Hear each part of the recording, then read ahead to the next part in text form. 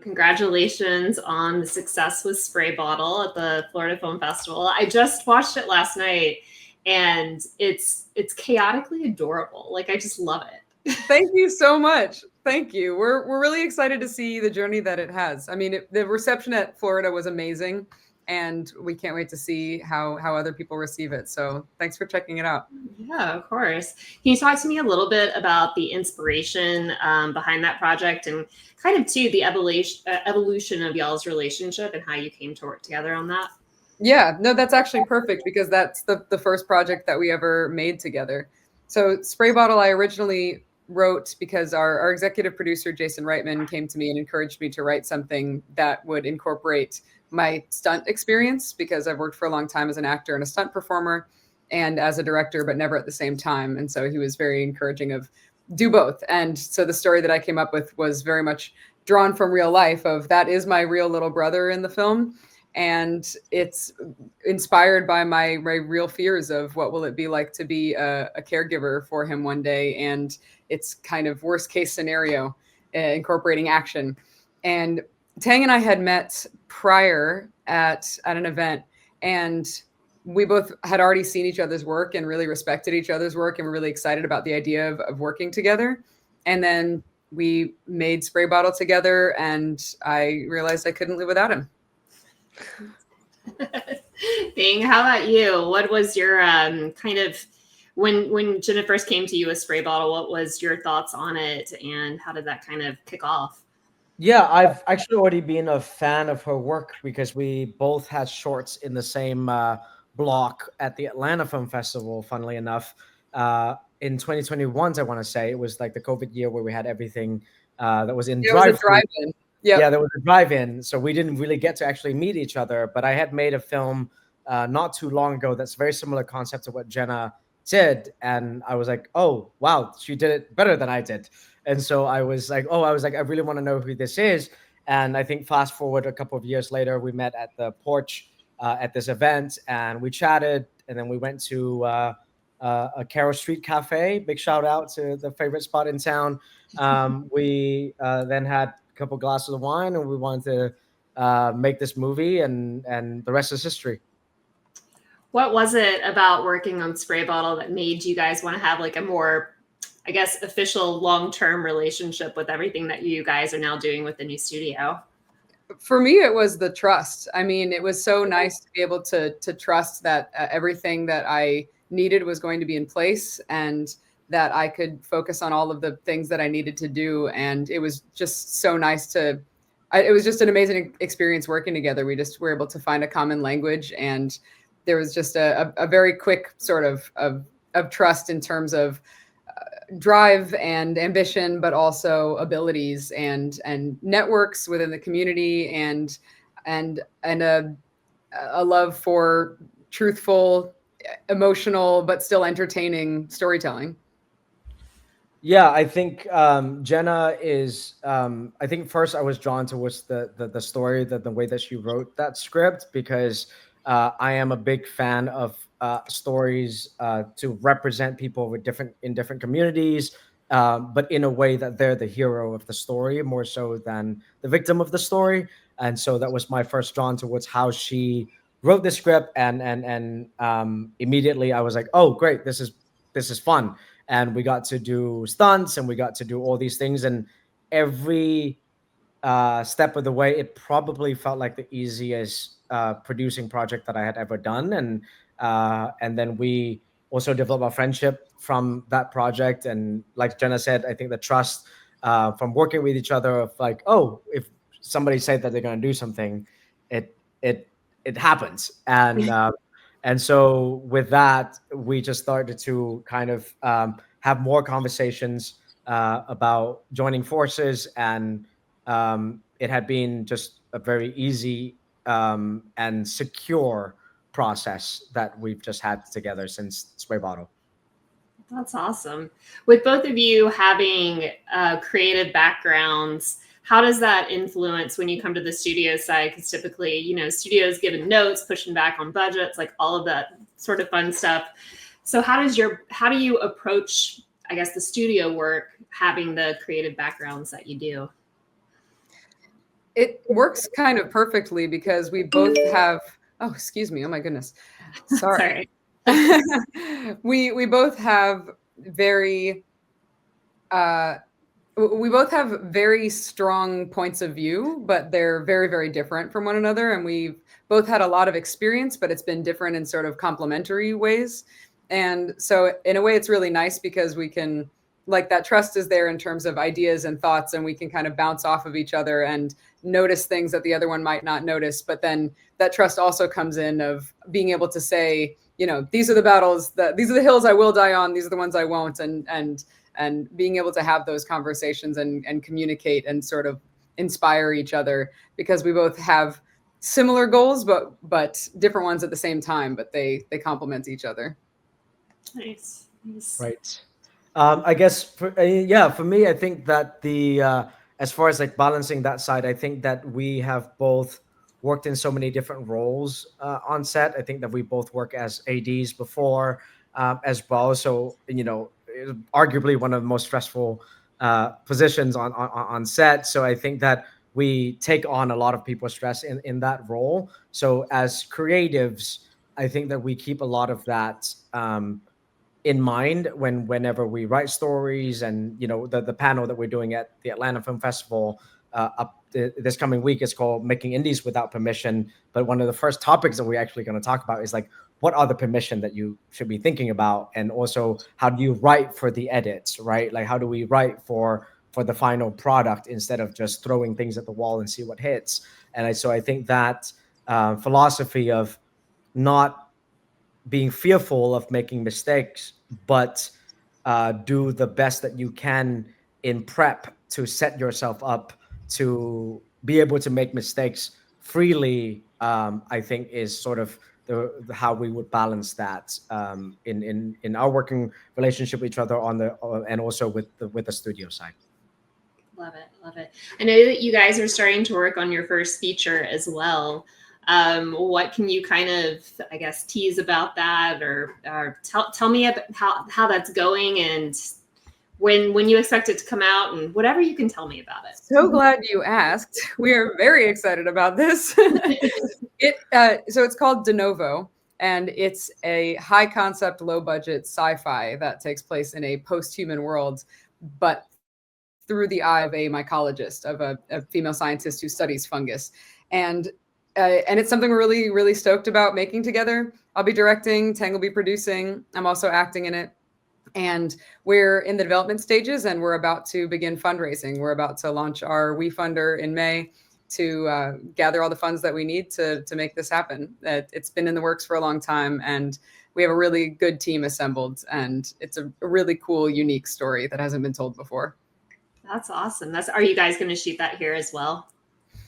Primarily, yes. Okay. Yeah, definitely in the Southeast. There will be some of it that will take place in sort of the mountains, North Carolina area, Smoky Mountains, Blue Ridge Mountains, but the bulk of it will likely be in Atlanta. And like with all the other stuff, or most of the things that we've made, all of development will be here. We'll source almost our entire team from here, and post-production will almost certainly be here as well. That's awesome. How have you guys found Atlanta from an indie filmmaking standpoint? Has it been really supportive? What's the community been like? We've built a really amazing community. I really love our community here in Atlanta. I mean, it's amazing because, I've worked on the studio side a lot and on the indie side, and you can really learn a lot from both of them. And there are pros and cons to each one. And there are a lot of people here that have training on really big sets that then can use that experience to create our own stories. And there are so many people here that are hungry to tell bold, risky stories, but, calculated risk, of course. And there's so many people here with amazing skill sets. The talent pool is incredible, and it's a really good city to make things in. I love that. Yeah, I feel very lucky because I'm from Vietnam. I was born and raised in Vietnam, and I came here, and I think I came to the United States for college. I went to Boston for college in business school. So, and kind of like majority of it trying to figure out what the hell I was going to do for the rest of my life. And so once I discovered this community is sort of my chosen family. And we've been very lucky to have people who ride with us, who trust us, to have their best interests at heart. And we'll be able to make things without, us, having not like the key word that Jenna mentioned before, the relationship that me and Jenna have with each other is also the relationship that we have with a lot of the people that we have, is the word trust, right? And we have been very, very lucky, and it just feels like you hang out with a bunch of friends when we're making things. So it's been really great.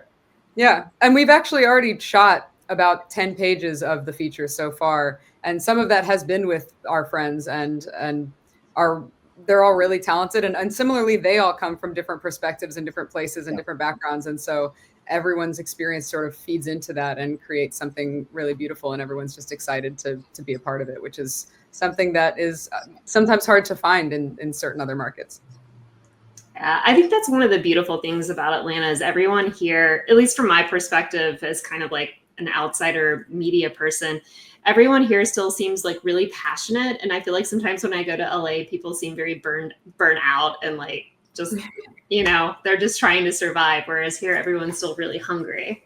Yeah, I lived in LA for 4 years, and I still go there every year. And I still love LA, but it is true that it is much harder to form a community because everyone's in the industry and everyone is really hungry, and it's much harder to kind of find your people and to keep them and to find people who are just willing to create. Well, speaking about the studio, is there anything when you formed the studio, was there anything that was surprising to you about that process, or anything that, like, what does it take to actually put together a studio? Do you want me to Yeah, take this? why don't you start and I'll jump in. Well, I would like to. Well, I'll start off by saying that. Well, I've kind of been running this with my other partner Vish. We met in film school for for the years that we spent in our formative years, and for a while, Vish is a very technical guy, right? And so I had like shoes to like a space to fill that we're like, okay, how do we have the forefront, we have the background, we have all of these things. How do we kind of balance each other out? Because one of the things that I've learned in this industry is that it's also not about finding the people with similar strength, but also finding the people who cover your weaknesses, right? And so when we first met, other than the trust that we've talked about earlier, I've just recognized really the expertise that Jenna brings to the table. And so in terms of what it takes to build a studio, I think it takes in the foundation of trust. And I think that there's a bit of loyalty, a little bit of blind trust. There's a little bit of foolishness. There's a little bit of instinct, but also apparent evidence that you have to have enough experience to see it. Because I opened the studio when I first came out of film school, and I made many mistakes before I met Jenna, actually. So I think that one of the motto that we always say is come make mistakes with us, because the process that I went through and Jenna spent the years of experience that she's had in the industry, we've just made many, many mistakes before. So by the time that we met each other, I think it's the lessons that we've learned from our mistakes and how we can balance each other in terms of expertise and skill set, and also the compounded that with whatever foolishness belief that we can make it happen. So I think that's what it takes for us. Yeah, and I mean, mistakes as a concept is, I think, something that's to address the surprising element. Something that's often surprising, I think, to a lot of people is that it's a really beautiful thing to have a learner's mindset and to admit when you don't know something and to admit how much you don't know yet. And it's not about not making mistakes, but about what mistakes you make and not making the same mistakes twice and learning from them and who you make mistakes with. Absolutely. Well, you also have I feel like you're taking more risk, and you're not, if you take the fear component out of it, you might end up with something that's incredibly beautiful that someone else would have been too afraid to try. So it's like you have to be willing to make mistakes. Absolutely. What would you, for inspiring filmmakers out there, what would you say is the, I guess, biggest mistake that you guys have learned that you would, like, words of wisdom that you would share to someone that is just getting started in filmmaking? One of the things that I always say, which I think is the most important piece of advice I would impart, would be to get, like Thang was talking about, every kind of experience you possibly can, whether, regardless of what you want to do on set, to do a bunch of other things that are not that, and to work outside of your lane and get different sort of perspectives. Like he was talking about both of our experiences in the past with first ADing, for example. You learn not just about how to build a schedule or why a schedule is built a certain way, but I know I also learned a lot about how to communicate with every department and what each department needs and how long all of that realistically takes. And you get a really good sense of the big picture, because it's so easy to say, just to be in your lane and to just look at what it is that you're doing and what you need, and to forget that it's a team sport and it's so collaborative, and it only works if we all work together. And so I always say that the more perspective you can get on that, the more well-informed you'll be. Absolutely. That's great. I guess I guess my advice to any young filmmaker would be the same reason why I got into film to begin with, is that it feels, the reason why I got into film is that films feel so much larger than you, and why I always compare, and even within the film industry, I think that there's very specific, it, even though it's a team sport, it's different team sport. Like narrative filmmaking feels like soccer, it feels like basketball when you're a team and you're trying to score a goal, right? Whereas like music videos, it feels more like an F1 when you're there to serve the driver and trying to like make the driver the best version that they can be. And so I think that like I'm stealing this from Mrs. Spielberg, but he said that your I've dreams, heard of that guy. yeah, your dreams don't come screaming at you, they whisper to you, and what you love is what makes you the most valuable to the people around you. And so I think that listen to what you love and get really good at what that is, and then that's what you can bring to the table, because that becomes your best currency in surviving in the industry. That's great advice. That's great advice. And we've been seeing these major shifts in streaming landscape, in the movies in general, with consumers experiencing either subscription fatigue or superhero fatigue or platforms consolidating. How does the current state of the industry and this kind of changing distribution model affect how you guys are approaching what you're doing, or does it impact it at all?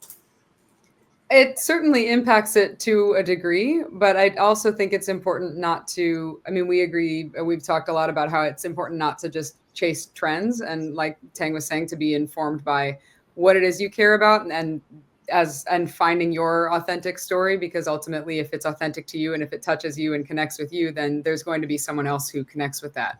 And so, rather than reverse engineering something that it seems like people want, to look at what speaks to you and speak from that place.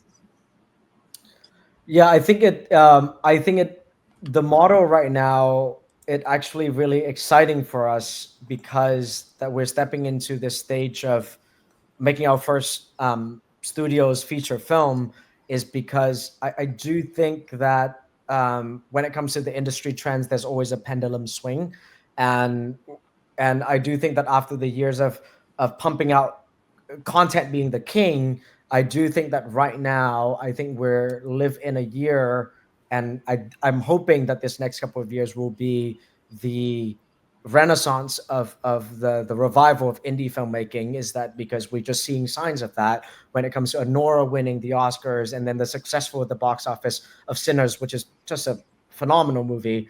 I just feel like there's a hunger for that if you know how to market things right. And I think that it does open that this kind of model opens up a lot of doors, but you do get put in a larger pool. So it's just about how you market your film, which is something that we're very conscious about as we're heading into making our first feature film, just riding off the spirits, and also be very smart about how we market our film. I love that. I know Nora still being somewhat recent.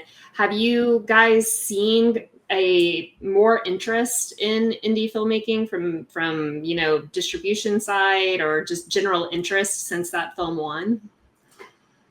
I mean, yeah, I think it's also been happening for a little while, and I'm really happy that Anora created such a splash in that way. But I mean, even Everything Everywhere All at Once, which was a movie that nobody wanted to take a chance on, and they were pitching that movie for years and years and years and couldn't get it made, and then it comes out and it's this huge sensation, and now you see all sorts of people trying to replicate that. And so I think there is this hunger, and I'm really happy that it's being more brought to the forefront and more acknowledged, and that people are being listened to when it comes to that, and to unique stories and groundbreaking, bold stories being told. Absolutely. Well, last question for you guys. Looking ahead to the upcoming years, what is your shared vision for the studio, and what is the impact that you guys hope that you have on the industry? Well, one of the things that we always say at HOCA is that we see the world not for what it is, but for what it can be. That's beautiful. That's great. Yeah, it's beautiful. Yes, I mean, when we talked about joining together, we talked about the pillars and what type of pillars we want to follow when we, talk about the scripts, whether we write ourselves or we want to adopt. We're building a slate of content that bounds in, blends grounded emotion, but also very ambitious in its own execution. Right? It's like always indie at heart, but big in ambition. I think that's one of the things that we want to champion. And Jenna and I share a great belief in storytelling that's that based in adventures, and we want to because I think we both within all of our friendships, we've all been to many places in our lives, and we've always been through a lot of what is that? Growing pains, that is. And so I think her fearlessness in terms of the way that she approached her storytelling is what I want to latch onto as we as we launch into this next stage of the studio, of developing the right stories that we believe in, that we ride behind, and do a good job of convincing other people to believe in the same thing.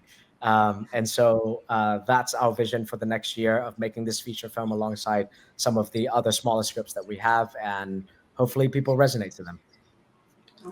Awesome. Well, okay, I like one last question. Where did you come up with the name for the studio? Is there some meaning behind HOCA?